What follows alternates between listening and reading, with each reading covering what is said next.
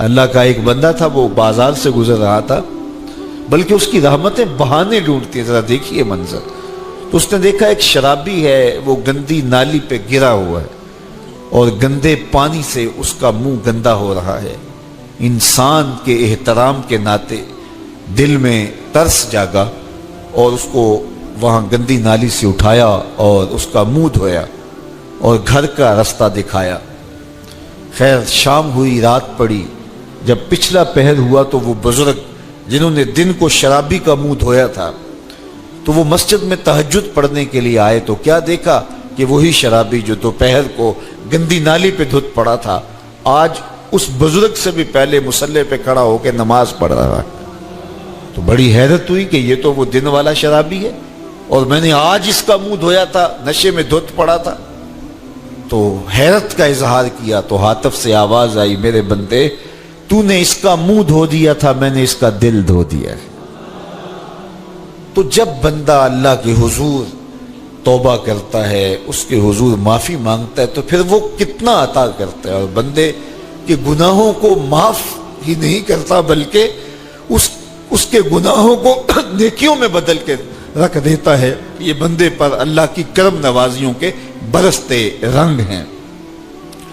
التائب من الذنب کمن لا ذنب لہ، گناہ سے توبہ کرنے والا ایسا ہوتا ہے جیسے اس نے گناہ کیا ہوا ہی نہیں۔ حدیث پاک میں آتا ہے کہ قیامت کے دن ایک شخص اپنا نامہ اعمال کھولے گا اور اسے فرمایا جائے گا کہ اپنے نامہ اعمال کو پڑھو، تو وہ نامہ اعمال پڑھنا شروع کرے گا۔ اب اس نے بڑے بڑے جرم کیے ہوں گے اور چھوٹے چھوٹے گناہ بھی کیے ہوں گے۔ اب اللہ سے حیا کرتے ہوئے، شرم کرتے ہوئے جو بڑے گناہ ہیں ان کو چھوڑتا جائے گا، صرف نظر کرتا جائے گا اور چھوٹے چھوٹے گناہ پڑھتا جائے گا۔ جب وہ سارا نامہ اعمال پڑھ چکے گا تو آواز آئے گی، بندے جا، میں تیرے سارے گناہوں کو بدل کے نیکیوں میں تبدیل کر دیا۔ تو وہ کہے گا، اے اللہ ابھی تو میرے بڑے بڑے گناہ رہتے تھے جو میں نے ابھی پڑھے ہی نہیں۔ تو جب یہ بات اللہ کے محبوب نے ارشاد فرمائی تو حضور اتنا مسکرائے کہ صحابہ کو حضور کی داڑھیں نظر آنے لگی۔ پہلے وہ کہہ رہا ہے کہ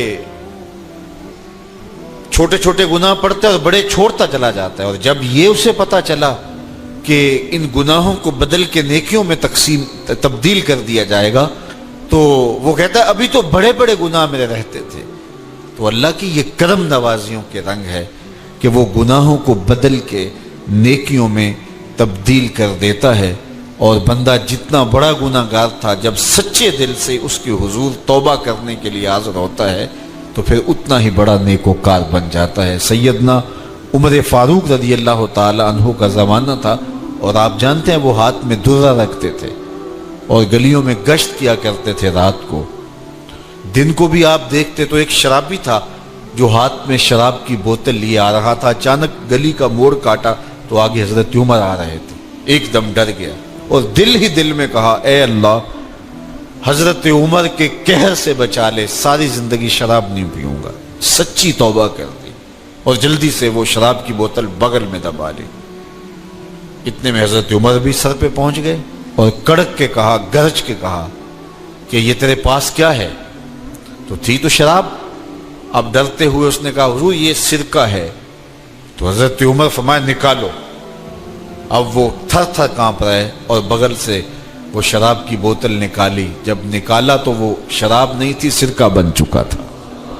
تو جو اللہ شراب کو سرکے میں بدل دینے پہ قادر ہے وہ گناہوں کو نیکیوں میں بدل دیتا ہے۔ تو یہ ایک صورت دکھائی کہ دیکھو یہ شراب کو سرکے میں تبدیل کر دیا، تمہارے گناہ بھی نیکیوں میں تبدیل کر دیں گے۔ تم آؤ تو صحیح اس کی چوکھٹ پہ، تم ہاتھ تو پھیلاؤ۔ حضرت داتا گنج بخش علی حجویری علیہ رحمہ کشف المعجوب کے اندر لکھتے ہیں کہ جو فرمایا گیا کہ جس نے توبہ کی اللہ نے اس کی مغفرت کر دی، تو ایک بزرگ کا قول نقل کیا کہ جس کو اللہ نے بخشنا تھا اللہ نے اس کو توبہ کی توفیق دے دی۔ اس کو بلایا ہی اسے ہے جس نے مغفرت کرنی تھی۔ تو توبہ کی توفیق کا نصیب ہو جانا یہ اللہ کی خاص رحمتیں ہیں، اور توبہ کرنے والا اللہ کی خاص رحمتیں پاتا ہے۔ توبہ کرنے والا جب اس کے حضور حاضر ہوتا ہے تو اللہ تعالیٰ اس پہ بہت خوش ہوتا ہے۔ اللہ کے محبوب علیہ السلام نے باقاعدہ ایک مثال سے یہ حقیقت سمجھائی کہ توبہ کرنے والے کے لیے اللہ کی خوشی کا عالم کیا ہوتا ہے، اللہ کیسے خوش ہوتا ہے توبہ کرنے والے پر۔ تو حضور نے ارشاد فرمایا ایک بندہ لمبا سفر کر کے اور صحرا کے اندر ایک لمبے سفر پہ تھا، تو راستے کے اندر اس نے چند لمحوں کے لیے سستانے کے لیے، دوپہر کاٹنے کے لیے ایک درخت کے ساتھ اپنا جانور باندھا اور خود سو گیا۔ اس کا خیال تھا چند لمحوں کے لیے آنکھوں کی نیند نکالوں گا اور آگے بڑھ جاؤں گا، اس لیے اس نے سامان بھی سواری اونٹ کے اوپر جو لدا ہوا سامان تھا، اس میں کھانا تھا، پینا تھا، دیگر ضروریات کی چیزیں تھیں، تو وہ بھی نہیں اتارا، کجاوے پر ہی پڑا رہا کہ چند لمحوں کے لیے میں نے کمر سیدھی کرنی اور آگے چلے جانا ہے۔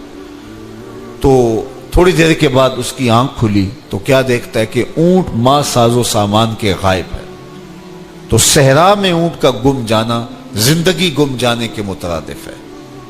تا حد نظر نہ کوئی آبادی، نہ کوئی انسانی وجود، تو پھر زندگی نہیں موت کے منہ میں اپنے آپ کو دھکیل لینا ہے جنگل میں، اگر آپ کے پاس کچھ باقی نہیں بچتا ہے۔ تو اس نے دیکھا کہ سواری غائب ہے، سواری غائب ہے تو اس کے اوپر جو سامان تھا وہ بھی غائب ہے، تو وہ دائیں بائیں بھاگا دوڑا اس خیال سے کہ میں جو ہے وہ اپنی سواری کو تلاش کر لوں، لیکن سواری نہیں مل پائی۔ تو پھر وہ دوبارہ آیا اور اسی جگہ بیٹھ گیا، اب موت کا انتظار کرنے لگا۔ چونکہ صحرا میں سواری گم گئی اور میلوں تک انسانی آبادی ہی نہیں ہے، تو وہی پیاس سے ہلکان ہوا، بے چین ہوا، وہاں درخت کے ساتھ ٹیک لگا کے موت کا منتظر ہو کے بیٹھ جاتا ہے، اور یوں بیٹھے بیٹھے اس کی آنکھ لگ جاتی ہے۔ اچانک اس کی آنکھ کھلتی ہے تو کیا دیکھتا ہے کہ اونٹ ماں ساز و سامان کے پاس کھڑا ہے۔ تو اونٹ کا ملنا زندگی مل جانا تھا، تو وہ اتنا خوش ہوا، اتنا خوش ہوا کہ خوشی سے اس کی زبان بل کھا گئی۔ وہ کیا کسی نے کہا نا کہ جب بھی تیری قربت کے امکان نظر آئے ہم اتنے خوش ہوئے کہ پریشان نظر آئے۔ تو کہنا تو یہ تھا کہ اے اللہ تو میرا رب اور میں تیرا بندہ، لیکن وہ خوشیوں کے ہجوم میں درک گیا اور کیا کہتا ہے، اللہم انت عبدی وانا ربک، اے اللہ تو میرا رب، تو میرا بندہ اور میں تیرا رب۔ تو اس قدر وہ خوشیوں میں درک گیا کہ اس کو اپنی زبان پہ قابو اور کنٹرول نہ رہا۔ کسی کے آنے سے ایسے ہوش اڑے ساقی کے، شراب سیخ پہ ڈالی اور بوتل میں کباب۔ تو کہتا اللہم انت عبدی وانا ربک، تو میرا بندہ اور میں تیرا رب۔ تو یہ اس کی زبان قابو میں نہ رہی اور وہ بل کھا گیا، خوشیوں کا ہجوم ایسا ہوا۔ تو اللہ کے محبوب نے یہ مثال بیان کرنے کے بعد ارشاد کیا، مجھے بتاؤ اس بندے کو کتنی خوشی ہوئی کہ زبان پہ قابو نہیں، جذبات پہ کنٹرول نہیں، کہنا کچھ ہے بول کچھ رہا ہے۔ تو صحابہ نے عرض کی حضور بہت خوشی ہے۔ تو فرمایا جس طرح یہ بندہ اونٹ کے ملنے پر واپس آنے پہ خوش ہوا، حتیٰ کہ خوشیوں کے ہجوم میں اس کی زبان بھی قابو میں نہیں رہی، یہ بتا رہا ہے خوشیوں کے وفور کا عالم اور مسرتوں اور جو ہے وہ خوشیوں کی کثرت کا عالم بتا رہا ہے۔ تو فرمایا یہ بڑا خوش ہوا جب کوئی بندہ پلٹ کے مالک کی دہلیز پہ آتا ہے، اللہ اس سے بھی زیادہ خوش ہوتا کہ میرا بندہ میری چوکھٹ پہ آ گیا۔ تو پھر اللہ یہ نہیں دیکھتا کہ اس کے گناہ کتنے ہیں، سمندر کی جھاگ کے برابر بھی گناہ ہو تو معاف کر دیے جاتے ہیں، اس لیے کہ میرا بندہ پلٹ کے میری چوکھٹ پہ آیا ہے۔ تو توبہ اللہ کو محبوب ہے، اللہ کو مطلوب ہے، اللہ کو چاہیے کہ بندہ اس کے حضور آئے اور پھر اللہ جل شانہ اس کی مغفرت و بخشش فرما دیتا ہے۔ یہ موسم نور کے موسم ہے، عام دنوں میں بھی توبہ کرو، دن میں کرو یا رات کو کرو، کسی بھی مقام پہ توبہ کرو، اللہ معاف کر دینے والا ہے۔ لیکن یہ خاص ایام تو ایسے ہیں کہ اللہ کی رحمتیں بندوں کو معاف فرما دیتی ہیں، اور اگر کوئی توبہ کا جو ہے وہ دامن پکڑ کے آ جائے، اس کے حضور حاضر ہو جائے، تو پھر اللہ تعالیٰ جل شانہ بندوں کی خطائیں بھی معاف کرتا ہے اور ان کے گناہوں کو بدل کے نیکیوں میں تبدیل کر دیتا ہے۔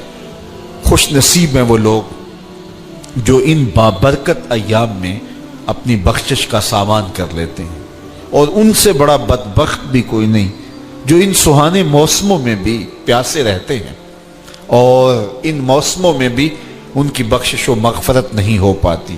رت سہانی ہو، موسم اچھا ہو، تو مجھے بتاؤ کہ جو اس موسم میں بھی اپنے آپ کو محروم رکھے تو اس سے بڑی بد نصیبی کیا ہوگی۔ اللہ کے محبوب علیہ السلام نے منبر کی تینوں سیڑھیوں پہ قدم رکھتے ہوئے آمین آمین پکارا، تو حضور علیہ السلام سے عرض کیا گیا یا رسول اللہ صلی اللہ علیہ وسلم، ہر سیڑھی پہ قدم رکھتے ہوئے آپ نے آمین کہا، تو آپ نے کس بات پہ آمین کہا؟ فرمایا جبریل امین حاضر خدمت ہوئے اور انہوں نے کہا اس شخص کی ناک خاک آلود ہو جو ماہ صیام رمضان المبارک کو پائے اور اپنی بخشش نہ کروا سکے۔ تو میں نے اس پہ آمین کہا کہ اتنا مقدس مہینہ نصیب ہو، اتنا سہانا موسم آئے اور وہ پھر جہاں کھڑا تھا وہی کا وہی کھڑا رہے۔ میں اور آپ اپنا محاسبہ کر سکتے ہیں۔ موسم رحمت اور فصل نور رمضان المبارک اپنا آدھا سفر طے کر چکا ہے، یہ مبارک مہینہ آدھا سفر اس کا بھی باقی ہے۔ تو میں اور آپ ذرا اپنے آپ کو اپنے ضمیر کی عدالت میں کھڑا کر کے اپنے آپ کو دیکھ کر کے دیکھیں، سوچیں کہ ہم نے ان 15 دنوں کے اندر کتنا سفر طے کیا۔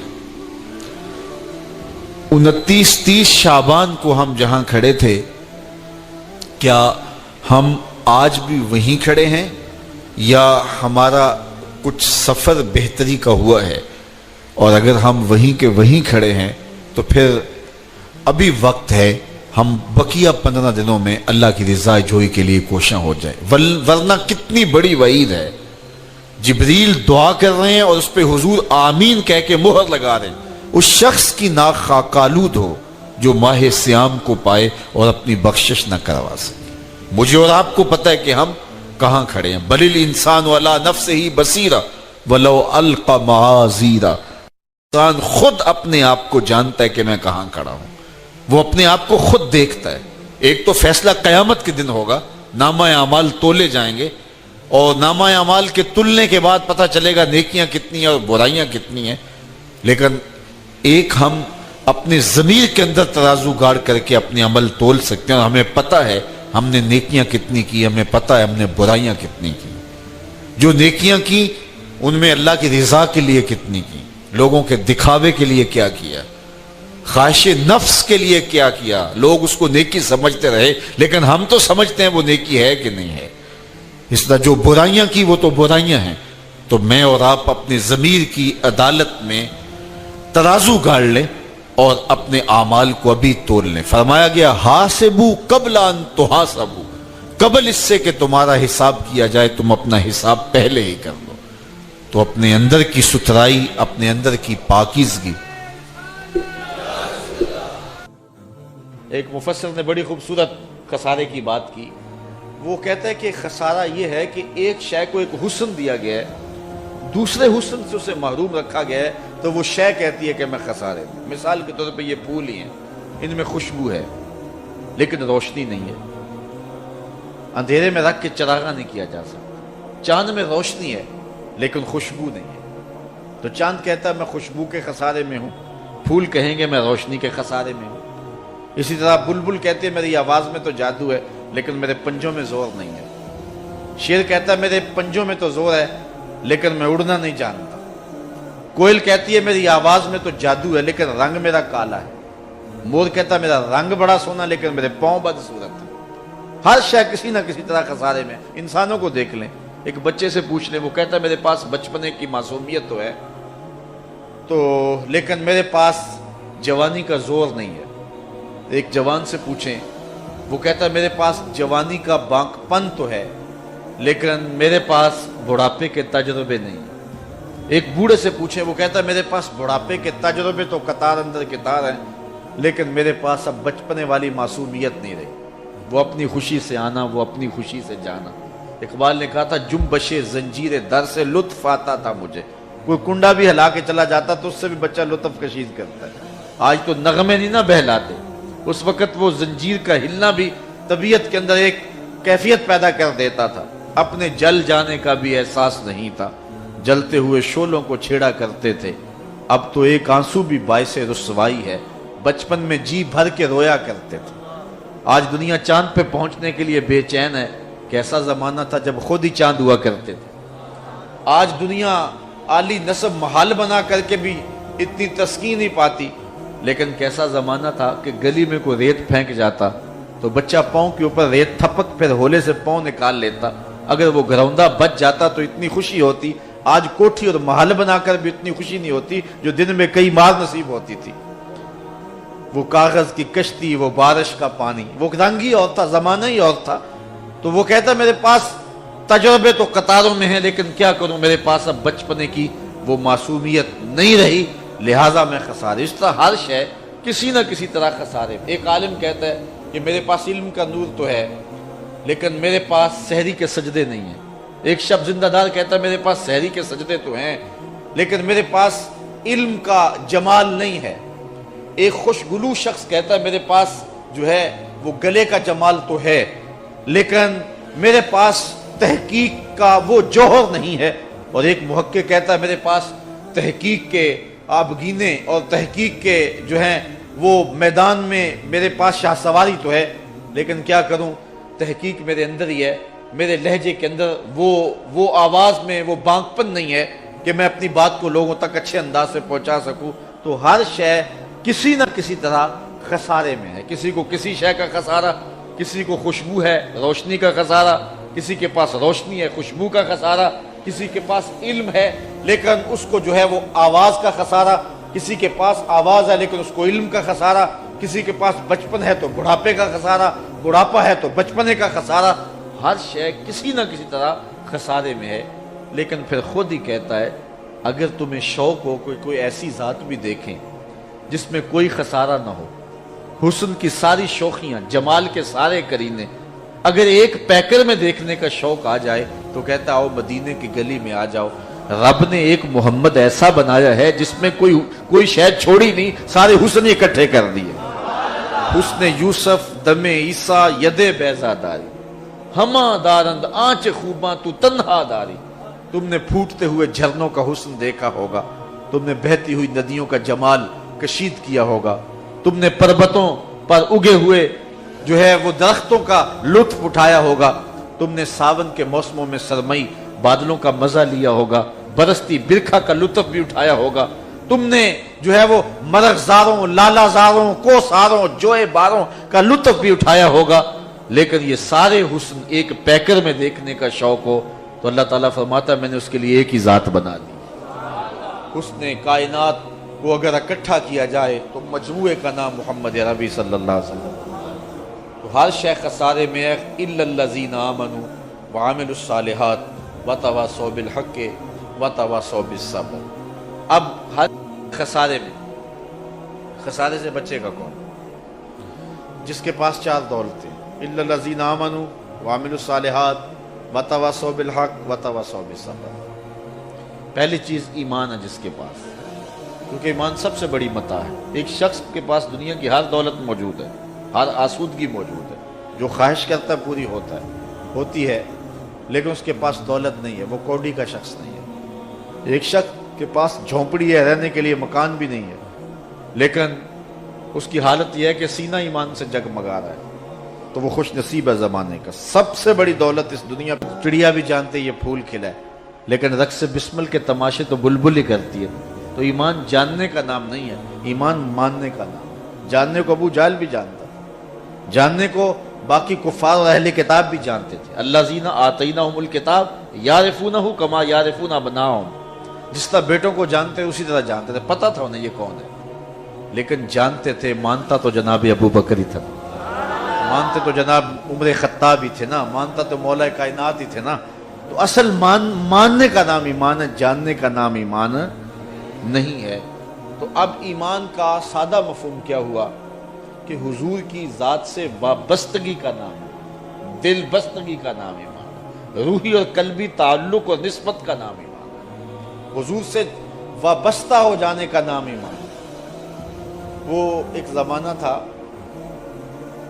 آج کل تو وہ دور گزر گیا، وہ چکی سے آٹا پیستے تھے۔ جو پرانے لوگ ہیں انہوں نے چکی دیکھی ہوگی، اس کی شکل صورت ذہن میں آ گئی ہوگی۔ اب بھی عجائب گھروں میں اور مختلف جگہوں پہ وہ چکی موجود، آپ نے بھی دیکھی ہوگی۔ چکی اوپر اس کے دو پتھر ہوتے ہیں، ایک نیچے والا ایک اوپر والا۔ نیچے والا ساکن ہوتا ہے، اوپر والا متحرک ہوتا ہے۔ درمیان میں کلی ہوتی ہے، اس کے آس پاس تھوڑی سی خالی جگہ ہوتی ہے اور اس پہ دانے ڈالتے ہیں، جس کو ہم اپنی زبان میں گالا کہتے ہیں۔ پھر اس کے بعد اس اوپر والے پتھر کو گھماتے ہیں تو جو دانے اس کلی کے ساتھ لگ کے رہ جاتے ہیں وہ بچ جاتے ہیں، اور جو کلی سے ہٹ جاتے ہیں وہ پس جاتے ہیں۔ اللہ کہتا ہے محبوب قسم تیرے زمانے کے انسان خسارے میں ہے، بچے گا وہی جو تیرے دامن سے لپٹ کے رہے۔ اِنَّ الَّذِينَ آمَنُوا، وہی بچے گا جو تیرے دامن سے لپٹ کے رہے گا، اور جو تیرے دامن سے نہیں لپٹے گا، تیرے دامن سے وابستہ نہیں ہوگا، وہ بچ نہیں سکے گا۔ یہ دنیا کی زندگی تو 4 دن کی زندگی، اصل زندگی آخرت کی زندگی۔ تو خسارہ جو آخرت کے خسارے سے جو بچ گیا وہ بچ گیا۔ ویسے جو حضور علیہ السلام سے وابستہ ہو جائے وہ دنیا میں بھی خسارے میں نہیں ہے، یہاں بھی موج ہے اور آخرت میں بھی موج ہی موج ہے۔ اور جو حضور سے وابستہ نہ ہوا وہ دنیا کے اوپر جو مرضی پالے پھر بھی خسارے میں، اور آخرت کا خسارہ تو ہے ہی ہے نا۔ اس لیے اگر خسارے سے بچنا چاہتے تو حضور کے دامن سے وابستگی اختیار کرو، حضور سے تعلق کی مضبوطی قائم کر لو، خسارے سے بچ جاؤ گے۔ دنیا کے کتنے لوگ تھے لیکن آج ان کا نشان بھی نہیں ہے۔ اس دور کا اوباما جب حضور جلوہ فراز ہوئے، کسی کو اس دور کے رومی شہنشاہ کا نام آتا ہے پوری مجلس کے اندر؟ اس دور کے اوباما کا نام مٹ گیا، خسارے میں چلا گیا نا۔ لیکن بلال حبشی کا نام تو سب کو یاد ہوگا نا۔ آج منبر و محراب پہ تذکرہ انہی کا ہے نا۔ تو اقبال کا یہاں لہجہ دیکھیے، اقبال یہ کس کے عشق کا فیض عام ہے، اقبال یہ کس کے عشق کا فیض عام ہے، رومی فنا ہوا حبشی کو دوام ہے۔ اس دور کا شہنشاہ مٹ گیا لیکن ذات کا غلام ہے، رنگ کالا ہے، ہونٹ موٹے ہیں۔ آج منبر و محراب پہ نام لیا جاتا ہے تو دلوں کو قرار ملتا ہے۔ تو یہ ہے خسارے سے بچنا۔ اس دور کے شہنشاہ مٹ گئے، ان کے قلعے اور ان کے نامور محلات کھنڈرات میں تبدیل ہو کے رہ گئے۔ زمانہ آج ان کے نام کو بھی نہیں جانتا، لیکن جو میرے رسول علیہ السلام سے نسبت رکھنے والا ہے، زمانے نے ان کی نسبتوں کا بھی احترام باقی رکھا ہوا ہے، اور آج ان کے نام اور ان کے ذکر اور ان کے تذکروں کی شمع فروزاں ہے۔ تو پھر خسارہ کس کو ہوا؟ جو حضور سے دور ہوئے یا جو حضور والے ہیں؟ یقیناً جو حضور والے ہیں وہ خسارے سے بچے، اور جو میرے آقا سے دور ہٹ گئے، چاہے ساری دنیا سمیٹی ہوئی تھی دامن کے اندر، لیکن برباد ہو گئے، تباہ ہو گئے۔ تو خسارے میں ہے انسان، بچے گا وہ محبوب جو تیرے دامن سے لپٹ کے رہے۔ اچھا چلو وہ تو دور کی کہانی ہے۔ آپ لاہور جائیں تو راوی کے اس پار آپ کو جہانگیر کا مقبرہ ملے گا، جہاں دن کو بھی حسرتیں برستی ہیں، اور اس کی محبوب بیوی جو تخت میں اس کے پیچھے بیٹھتی تھی، اور جب بادشاہ کا کوئی فیصلہ اسے ناگوار ہوتا پیچھے سے کمر ٹھونکتی، بادشاہ فیصلہ تبدیل کر دیتا۔ اس کی قبر بھی ساتھ ہی بنی ہے، اور وہ بھی حسرتوں کا منہ بولتا ثبوت ہے۔ اس کی بیٹی ہے زیب النساء، جس کا اپنا شعر اس کے لوح مزار پہ لکھا ہے: بر مزار ما غریباں نہ چراغ نہ گلے، نہ پرے پروانہ سوزد نہ صدائے بلبلے۔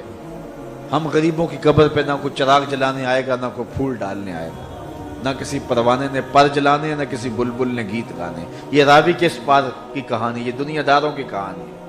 اچھا راوی کا کنارہ پار کر دیا، ایک لوح مزار ادھر بھی ہے۔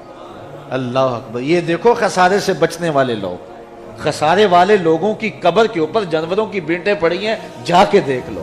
اور جو خسارے سے بچے ہیں، گلیمیں جو ہے وہ فقیر گلیم پوش تھا، اور اپنا گھر بھی نہیں ہے، شادی بھی نہیں کی، اولاد بھی نہیں ہے کہ جو نام کو باقی رکھے۔ لیکن آج دیکھو جا کے، آج لوح مزار پہ وہاں لکھا ہے: گنج بخش فیض عالم، مظہر نور خدا، ناکساں را پیر کامل، کاملاں را۔ دن کو چلے جائیں، شام کو چلے جائیں، دوپہر کو چلے جائیں، رات کے پچھلے پہر چلے جائیں، ورکنگ ڈے چلے جائیں، چھٹی کے دن چلے جائیں، मार्शल्ला हो, दफा 144 हो, कर्फ्यू ऑर्डर नाफिज हुआ हो, ईद का दिन हो, जिस मौसम में भी जाएंगे हुजूम आशिक़ ही नजर आएगा ना। तो ये है खसारे से बचे हुए लोग, ये है खसारे से नजात पाने वाले लोग, हुजूर के दामन से वाबस्ता होने वाले लोग। वरना खसारा ही खसारा है, असम्बलियों में खाक उड़ती है। जो है वो आज मैं कहता हूँ, हमारे कब्रिस्तान में एक कब्र है जिसके ऊपर मैं एक दिन कब्रिस्तान में गया तो कतबा लिखा हुआ था साबका चेयरमैन। तो वैसे कब्रिस्तान में हंसना नहीं चाहिए, लेकिन मुझे हंसी आई। मैंने कहा ये अब साबका हो गया, कब्र में जाके ये चेयरमैन साबका चेयरमैन हो गया। लेकिन अल्लाह का वली कब्र में जाके कभी साबका वली नहीं होता। अल्लाह का वली कब्र में भी वली ही होता है, वो वहां जाके साबका नहीं होता है। ये है बांकपन, ये है खसारे से बचने की सूरत। तो इकबाल ये किसके इश्क का फैज़ाम है, रूमी फना हुआ हबशी को दवाम है। ये बांकपन है जो खसारे से बचने वाले लोगों को नसीब किया जाता। मजमून लंबा है, आगे बढ़ूँ। वामिलुस सालिहात, खसारे से बचने के लिए ईमान के बाद दूसरी बात आमाल सालिहा का जेवर है, जो आज हमारा बहुत बड़ा मसला है। हम अमल की बात तो जो है वो इससे गुरेज ही करना चाहते हैं। बस हम ज़ुबानी दावा मोहब्बत रसूल भी और ज़ुबानी ईमान की बात पर इक्तिफ़ा कर लेना चाहते हैं। मुझे एक दरवेश ने कहा कि अगर अबू जहल को पता होता कि कलमा भी चलता रहेगा और साथ मेरी झूठी सरदारी का भरम भी रहेगा और मेरे मकरो दजलो फरेब और तलबीसात भी चलती रहेंगी, तो उसको क्या ज़रूरत थी इख्तलाफ करने की। उसको पता था कि कलिमा पढ़ने का मतलब यह है सर से लेकर पाँव तक हुजूर का ग़ुलाम होना पड़ेगा। लेकिन हमारा हाल ये है कि हमारा कलमा भी चलता रहता है और बाकी सब कुछ भी साथ साथ चलता रहता है, और हम जो है वो आशिक़ रसूल भी रहते हैं और बाकी सब, हम सूदी कारोबार भी करते रहते हैं और हम मोमिन भी रहते हैं, हाजी साहब भी रहते हैं। हमारा जो है वो दोहरा काम चलता रहता है। तो ईमान के बाद दूसरी बात जो है, कुरान ने एक जगह नहीं मुतअद्दिद मुकामात पे जो है वो ईमान के बाद हमें अमाल सालिहा का कहा है। कुर्ब क़यामत के फितनों को हुजूर ने बयान किया कि अमल का खाता कमज़ोर हो जाएगा और लोग सिर्फ जो हैं वो एक नाम के तौर पे मुसलमान रह जाएंगे। ला यब्क़ा मिनल इस्लाम इल्ला इस्मुहु वला यब्क़ा मिनल कुरान इल्ला रस्मुहु मसाजिदुहुम आमिरतुन व हिय ख़राबु मिनल हुदा। ऐन इश्क दी राना टुरी यारा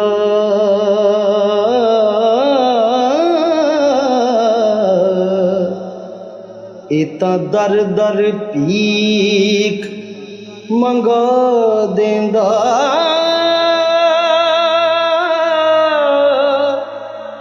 ज़रबों पुशाकां लोहा के ते